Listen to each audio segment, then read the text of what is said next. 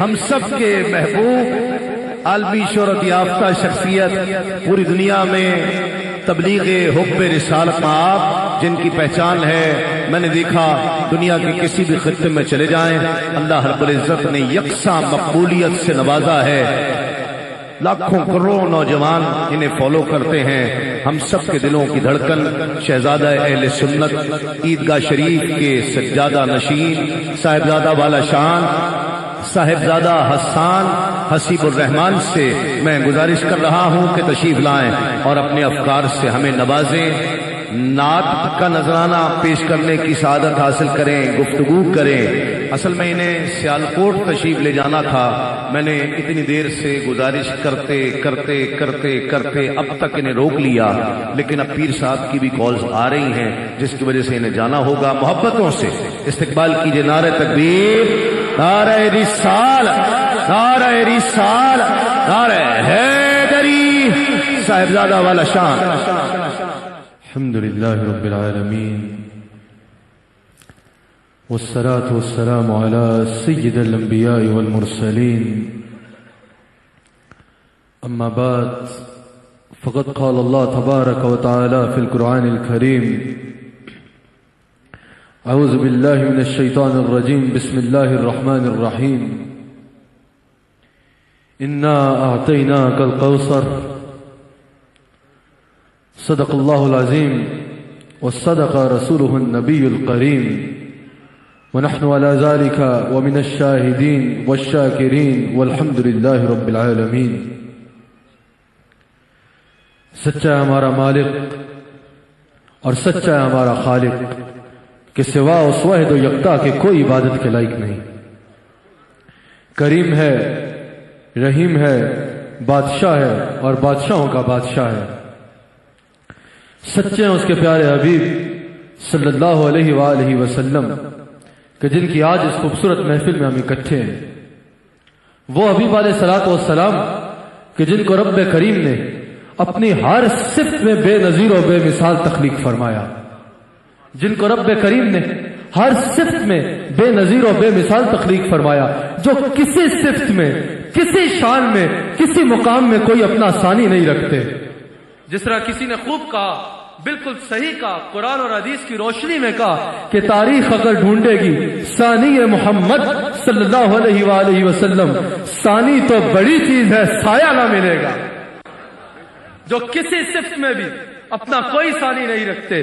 یہاں پر محدثین میں ایک بہت جید محدث حضرت ملا علی قاری لکھتے ہیں کہ اگر ساری مخلوق اکٹھی ہو جائے، ساری مخلوقات اکٹھی ہو جائے، یہاں تک کہ رب کریم کی ساری خلقت اکٹھی ہو جائے، اور یاد رکھیے گا رب کریم کی ذات کے علاوہ اس کائنات میں جتنی چیزیں ہیں، کیونکہ وہ خالق ہے تو وہ سب خلقت میں آتی ہیں۔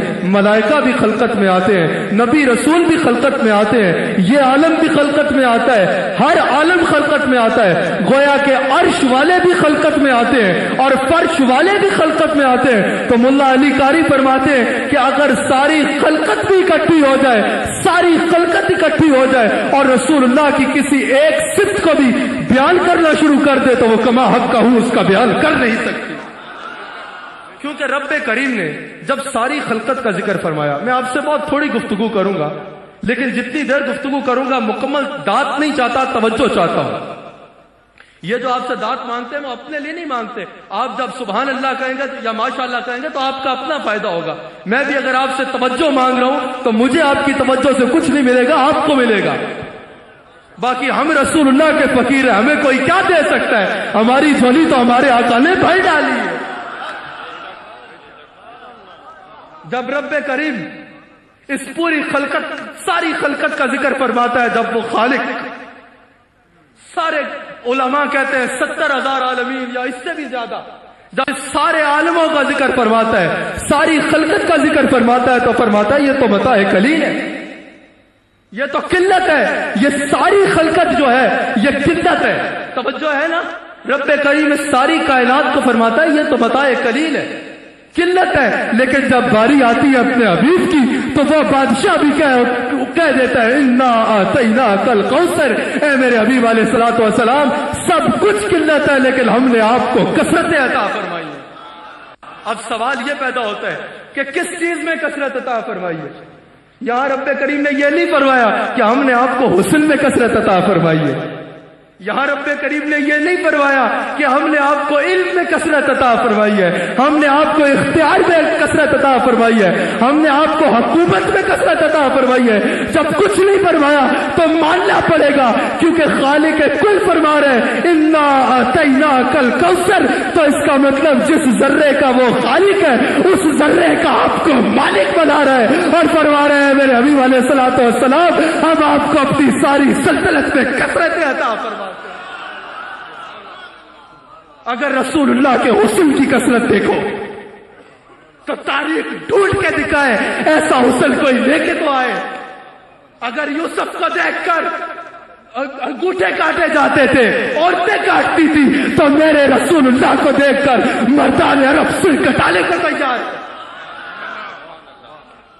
وہ آقا ہے میرے کہ جن کے حسن کی کثرت اگر کوئی دیکھنا چاہے تو حدیث اٹھاؤ. حضرت جابر روایت فرماتے ہیں کہ ایک دفعہ میں رسول اللہ کی بارگاہ میں حاضر تھا. ادھر رسول اللہ کا چہرہ چمک رہا تھا، ادھر 14ویں کا چاند چمک رہا تھا. وہ فرماتے ہیں میں ایک نظر رسول اللہ کے چہرے کے جمال کو دیکھتا تھا، دوسری طرف چاند کے جمال کو دیکھتا تھا. وہ کہتے ہیں چاند کا جمال میرے آقا کے جمال کے آگے کچھ بھی نہیں. اگر رسول اللہ کے جمال کی کثرت دیکھنا چاہتے ہو تو حدیث کتب حدیث کھولو.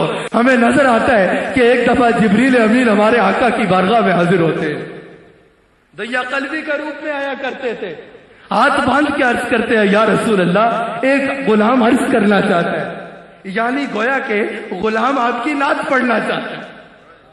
یا رسول اللہ عرض یوں ہے کہ میں نے ساری کائنات دیکھی ہوئی ہے، میں نے عرش والوں کو بھی دیکھا ہوا ہے اور فرش والوں کو بھی دیکھا ہوا ہے، میں نے سارے کائنات کے مشارق و مغارب دیکھے ہوئے. یا رسول اللہ پر آپ جیسا حسین مجھے ساری کائنات میں کہیں نظر نہیں آیا.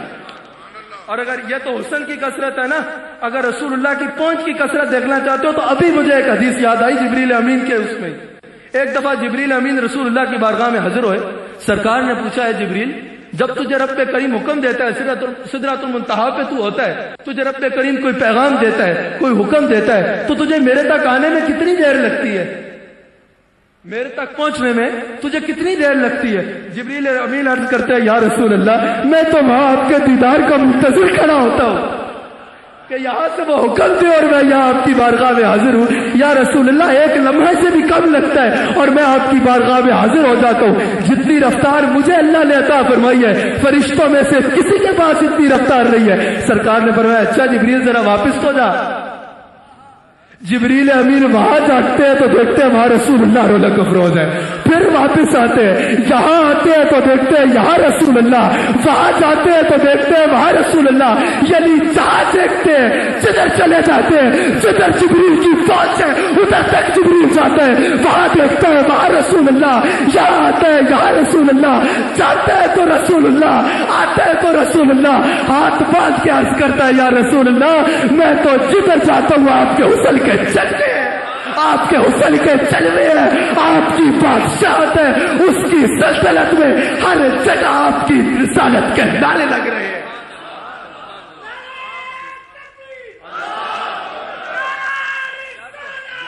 میرے آقا کا چہرہ کوئی ایسا ہی چہرہ نہیں ہے، یہی تو چہرہ ہے جس چہرے کی طرف اگر دیکھنا چاہے، جس چہرے کا اگر کوئی مقام دیکھنا چاہے تو پڑھے وَالضُّحَىٰ. رب کریم اس چہرے کی قسم اٹھا رہے ہیں جس کی زلفوں کا ذکر رب کریم فرما رہے ہیں. وَاللَّيْلِ إِذَا سَجَىٰ کہیں رب کریم اس کو سراج منیرہ فرما رہے ہیں، کہیں کیا فرما رہے ہیں، کہیں کیا فرما رہے ہیں. میرے آقا کا حسن تو ایسا ہے کہ جب کوئی نبی آیا، جب رسول آیا، اس نے اللہ کی طرف بلایا تو مانگنے والوں نے دلیل مانگی، لیکن میرے آقا کا چہرہ ہی ایسا تھا. جب آپ نے فرمایا لا الہ الا اللہ، دیکھنے والے نے کہہ دیا ہاں لا الہ الا اللہ محمد رسول اللہ. پوچھنے والے نے پوچھا کیوں مسلمان ہو رہے ہیں؟ کوئی دلیل نہیں مانگی، کچھ نہیں کیا، محمد رسول اللہ کو دیکھ کر مسلمان ہو گیا. تو مسلمان ہونے والے صحابی نے بتایا میں نے دیکھتے ساتھ ہی یہ سوچا کہ ارے وہ مصور کیسا ہوگا جس کی یہ تصویر. میرے آقا کا چہرہ ضیاء نور قدیم ہے. میرے آقا کا چہرہ دلیل رب کریم ہے. اگر میرے آقا کے علم کی کثرت جاننا چاہتے ہو، ایسے ہی نہیں ڈھنکے بج رہے کائنات میں، ایسے ہی نہیں عرش پہ بھی ڈھنکے بج رہے اور فرش پہ بھی ڈھنکے بج رہے، میرے آقا کا علم. آج کوئی دوسرے لفظوں والا امی اگر اس شانوں والے لقب امی کا مطلب بگاڑا تو یہ اس کی جہالت ہے. امی کے دو مطلب ہوتے ہیں، ایک تو ہے اور ایک وہ ہے. وہ معلم ہے، وہ ام الکتاب ہے ان کے پاس. ان کو تو وہ والا امی کہتا ہے، وہ ام الکتاب والے امی ہے. ہاں تو میرے آقا علیہ الصلوۃ والسلام کا علم کی کثرت اگر جاننا چاہتے ہو تو میرے آقا تشریف فرمائے. حضرت عمر فاروق روایت فرماتے ہیں کہ ایک دفعہ میں رسول اللہ کی بارگاہ میں حاضر تھا. ہمارے صحابہ کا جمع غفیر تھا، ہزاروں صحابہ حاضر تھے. رسول اللہ کھڑے ہوئے، رسول اللہ نے خطبہ جاری فرمایا. حضرت عمر فاروق فرماتے ہیں سرکار نے آدم سے پہلے سے شروع کیا، تب سے شروع کیا یا اس وقت سے بیان کرنا شروع کیا جس وقت یا رب کریم تھا یا رسول کریم تھے. پھر ملائکہ کی تخلیق بیان کی، کائنات کی تخلیق بیان کی، آدم کی تخلیق بیان کی. بیان کرتے چلے گئے یہاں تک کہ جنت والے جنت میں چلے گئے اور جہنم والے جہنم میں چلے گئے. حضرت عمر فاروق فرماتے ہیں ہاں ہم میں سے وہ خوش نصیب تھا جس نے وہ یاد کر لیا، کیونکہ یہ وہ دن تھا کہ سرکار نے کائنات میں جو ہو گیا اس کی بھی اور جو ہونا ہے اس کی بھی ایک خبر ہمیں عنایت فرما دی. میرے آقا فرماتے ہیں کہ میں کائنات کو اس طرح دیکھتا ہوں جس طرح تم اپنی ہتھیلی کو دیکھتے ہو. میرے آقا ہی فرماتے ہیں کہ کائنات کی کوئی چیز جو ہو گیا اس کے بارے میں، جو ہو رہا ہے عرش پہ یا فرش پہ اس کے بارے میں، یا قیامت کے بعد یا قیامت سے پہلے یا قیامت کے میدان میں بھی جو کچھ ہوگا، اگر خبر جاننا چاہتے ہو تو میری بارگاہ میں چولی پھیلاؤ، سوالی بن کے آؤ، میں تمہیں ارشاد فرماؤں گا. اور ہم ہیں نوکر صحابہ کے، کیونکہ ہم صحابہ کے عقیدوں پہ چلتے ہیں. صحابہ کا بھی یہی عقیدہ تھا. ایک صحابی حاضر ہوتے ہیں، عرض کرتے ہیں یا رسول اللہ قیامت کب آئے گی؟ کیونکہ ان کو پتا تھا یہ وہ بات ہے جو کسی اور کو پتہ ہی نہیں ہے.